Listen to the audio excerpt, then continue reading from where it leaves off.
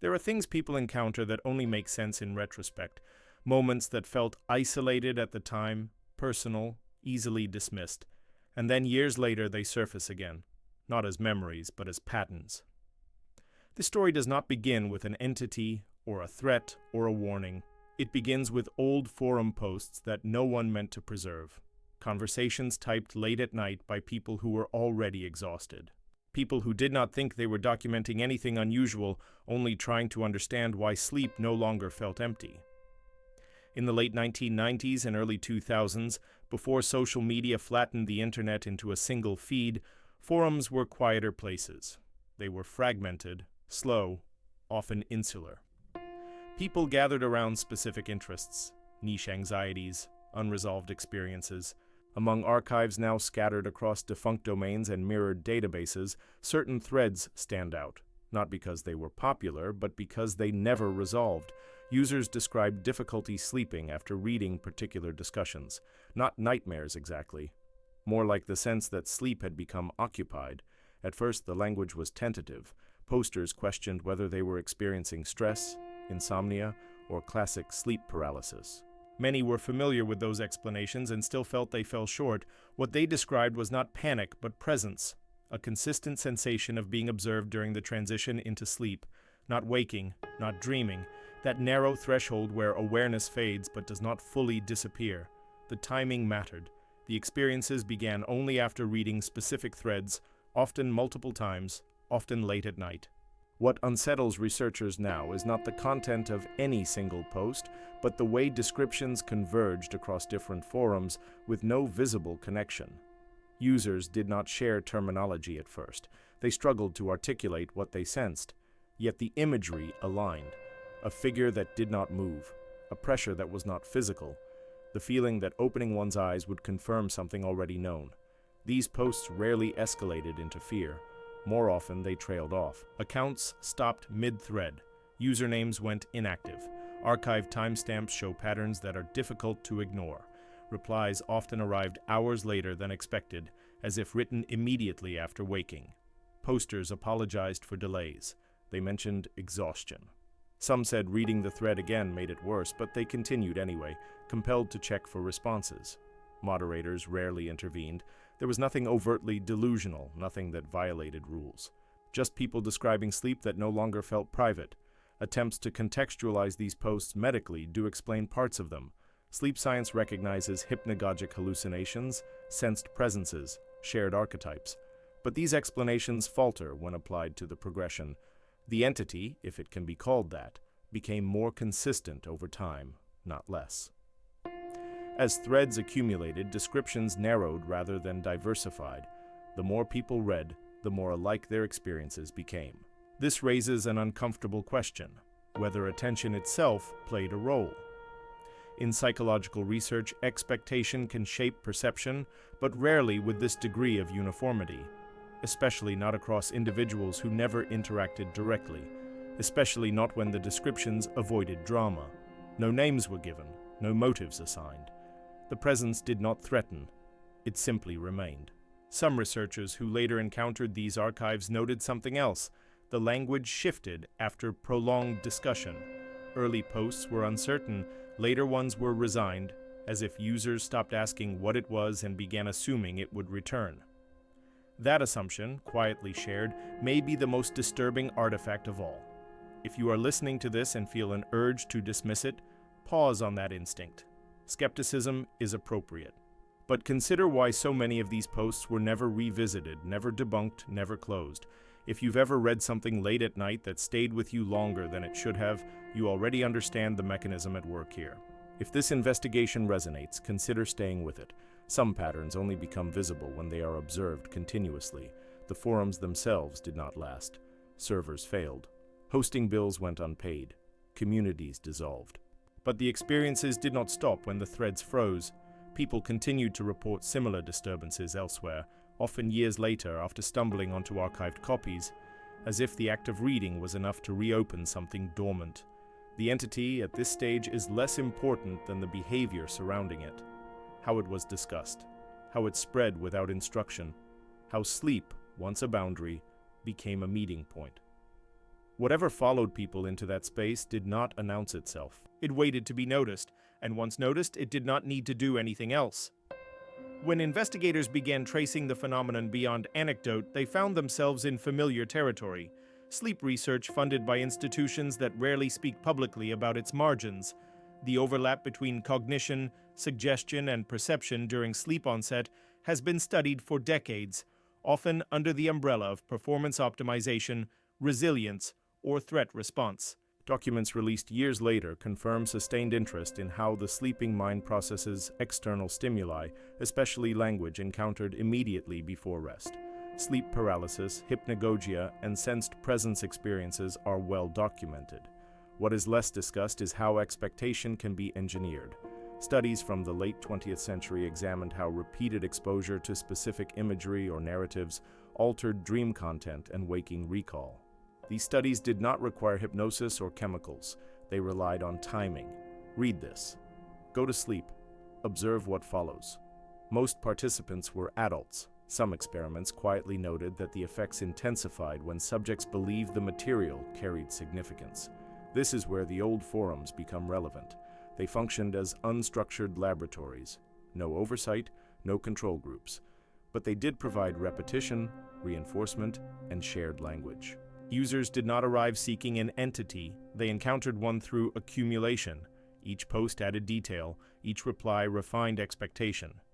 By the time a new reader joined, the framework was already in place, even if unspoken.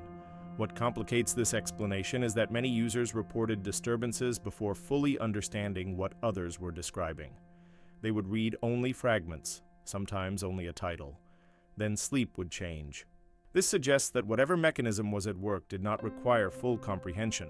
Exposure alone appeared sufficient. Military and intelligence-funded research into sleep has long acknowledged its vulnerability.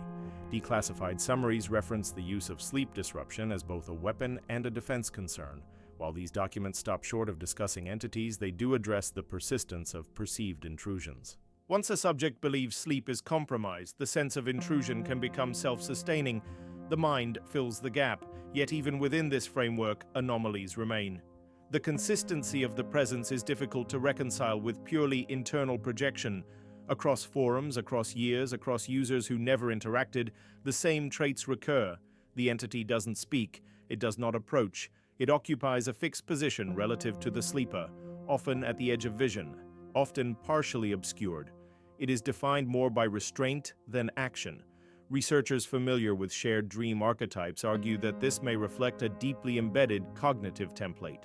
The human mind, under certain conditions, defaults to similar representations, but archetypes usually vary in emotional tone. Here, the tone is remarkably flat. Not terror, not curiosity, vigilance, as if the presence is there to ensure something else occurs, unseen. Some forum users noticed that attempting to describe the entity in detail made subsequent sleep worse. Others claimed that ignoring it reduced intensity but did not eliminate recurrence.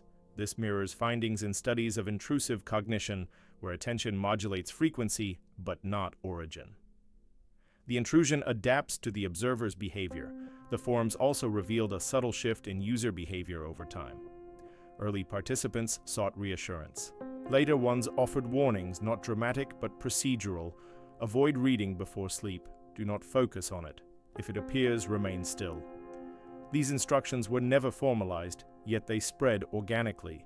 They read less like superstition and more like protocol. If this were a purely psychological phenomenon, one might expect escalation, hysteria, or fragmentation. Instead, the discussion stabilized. The entity became normalized. It was something to be managed, not feared.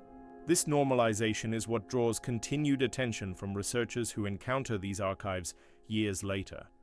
Fear is loud, adaptation is quiet. The possibility that remains, uncomfortable but persistent, is that the forums did not create the phenomenon, but trained people to notice it, that whatever occupies that threshold state had always been there, unrecognized. The internet did not invent it. It provided a vocabulary. And once something has a name, even an incomplete one, it becomes easier to encounter again. By the time the pattern was recognizable, the entity itself had become almost incidental. What mattered was how precisely it behaved. Across dozens of archived threads, descriptions aligned with a level of specificity that troubled those who studied them later.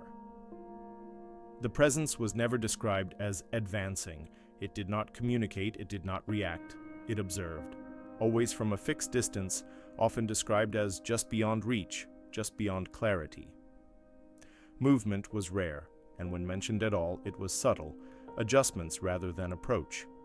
This restraint contradicts most cultural representations of nocturnal intruders. Fear-based hallucinations tend to escalate. They invade space. They provoke panic. Here, panic was notably absent. Users described an urge to remain still, not because they were paralyzed, but because movement felt unnecessary. As if stillness was expected. Some noted that the moment they accepted its presence, sleep resumed more easily. Others reported that resistance prolonged wakefulness without changing the outcome. The consistency extends to positioning. Many accounts place the entity near doorways, corners, or the foot of the bed, rarely directly above, rarely centered, always offset as if occupying a boundary rather than a focal point. This spatial behavior aligns with research into peripheral threat perception, where the mind assigns ambiguity to edges rather than centers. But again, ambiguity usually invites fear. Here, it invited attention. What unsettles analysts is how the entity appears to refine itself over time. Early descriptions are vague, later ones adopt similar silhouettes, similar proportions. This is not how individual hallucinations typically behave. But it is how narratives evolve when shaped by shared observation. Each account becomes a reference point. Each reader becomes a participant, even if they never post.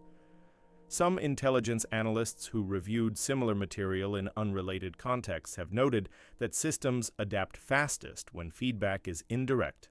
No direct instruction, no confirmation, only adjustment based on response. Whether this applies here is unknown. There is no evidence of an external intelligence, only the impression of one reinforced through repetition. What complicates dismissal is that many users encountered the entity before learning how others described it. They would later read older posts and find their experience reflected with unsettling accuracy. This sequence matters. It suggests that the forum was not simply seeding expectation, but uncovering something latent. The entity does not pursue. It does not escalate. It waits. That waiting is perhaps its most defining feature. In cognitive studies, waiting without resolution increases salience. The mind returns to it repeatedly, trying to complete an unfinished pattern. Sleep, in this context, becomes the medium through which the pattern reasserts itself. There is also the matter of duration. Many users report that encounters diminished over time, but never vanished entirely. Months or years later, a brief return would occur, often after reading archived threads again, as if attention reactivated a dormant pathway. This behavior resembles neither trauma nor fantasy. It resembles conditioning. Those who attempted to confront the entity, to observe it directly, to focus on detail, reported mixed results. Some described increased clarity. Others described immediate dissipation. No approach produced mastery. There was no method to control the outcome, only tendencies. If the entity were purely internal, one would expect greater variability. If it were external, one would expect evidence beyond perception. What remains is a phenomenon that occupies an uncomfortable middle ground, one that behaves like an observer without revealing what, if anything, it observes. By this stage in the forum's discussion slowed. There was nothing new to say. The entity had become predictable in its unpredictability, and in online spaces, predictability is often the beginning of disappearance. Threads went quiet. Users stopped posting. But the archives remained, frozen at the moment when recognition outpaced explanation. And for those who found them later, the cycle quietly began again. When the forums finally fell silent, there was no resolution. Domains expired.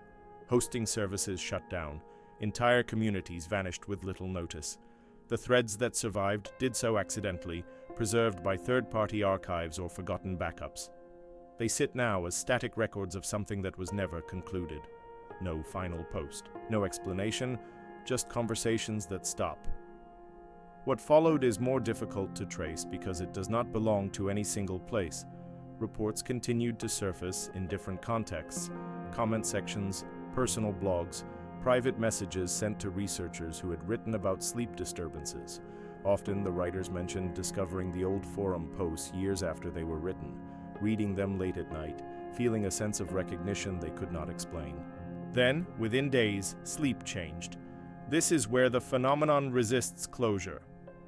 If the entity were confined to the original forums, it could be dismissed as a cultural artifact of early internet anxiety. But the persistence suggests something else. The forums did not contain it. They described it.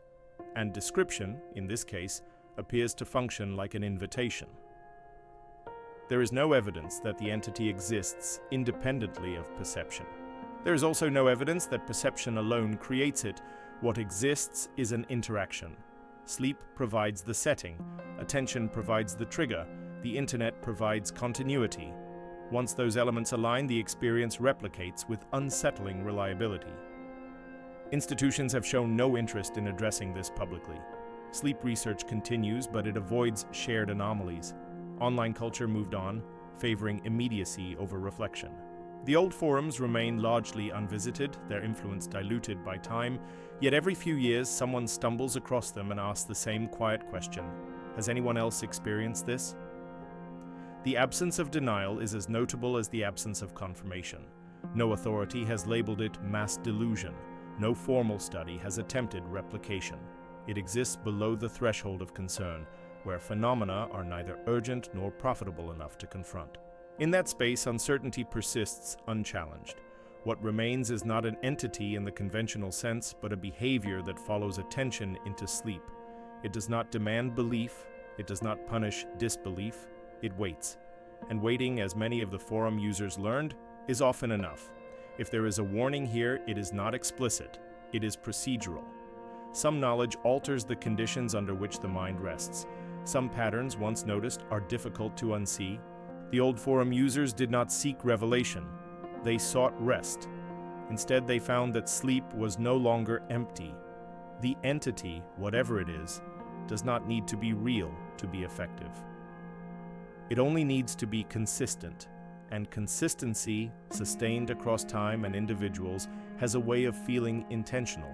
The threads may be archived, the servers may be gone, but the space they pointed to, between waking and sleep, remains accessible. And once you are aware of it, you may notice that it is never entirely unoccupied.